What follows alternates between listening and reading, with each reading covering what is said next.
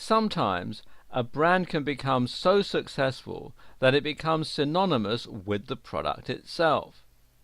For example, what do you call this?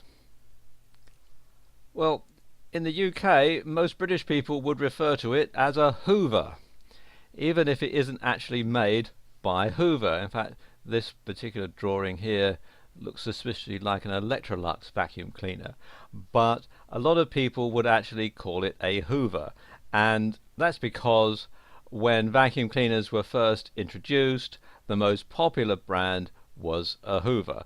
And you can see here's a rather ancient looking Hoover vacuum cleaner, but that was where the origin came from. And you can see here that it now has its own entry in dictionary.com. It's used as both a noun and a verb. People will say, I'm going to hoover the carpet, even if they're not actually using a Hoover branded vacuum cleaner. Let me give you another example. What would you call this piece of office equipment? Well, if you're watching this in North America, chances are you'll refer to it as a Xerox machine, even if it isn't really made by Xerox. And this one, I believe, is actually a Canon photocopier. And here's actually one that's made by Xerox.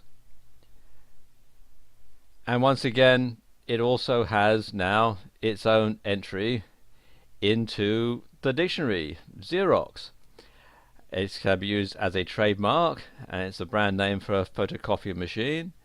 It's a noun, a copy made on a xerographic copy machine. It can be called, here we have a Xerox of whatever.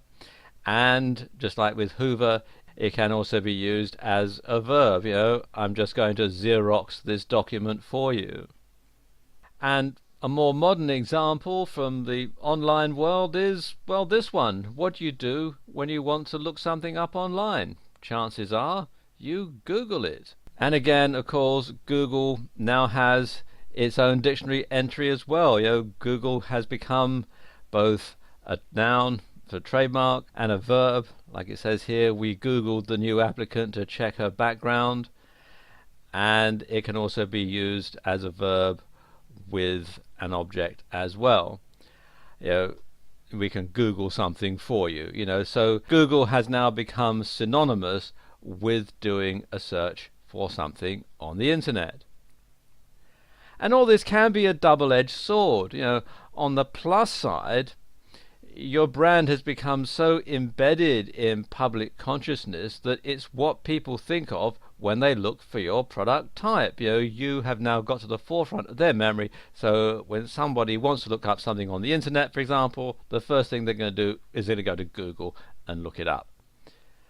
On the downside, well, this can place your brand and your trademark, if you have one, in danger of being declared a generic word by the courts. And I know that Xerox are particularly concerned about this happening, to the point where they've actually taken out the big advertising campaign to try and stop people using the word Xerox as a verb. Okay, in the next video, I'm going to talk you through some of the most successful logos ever invented.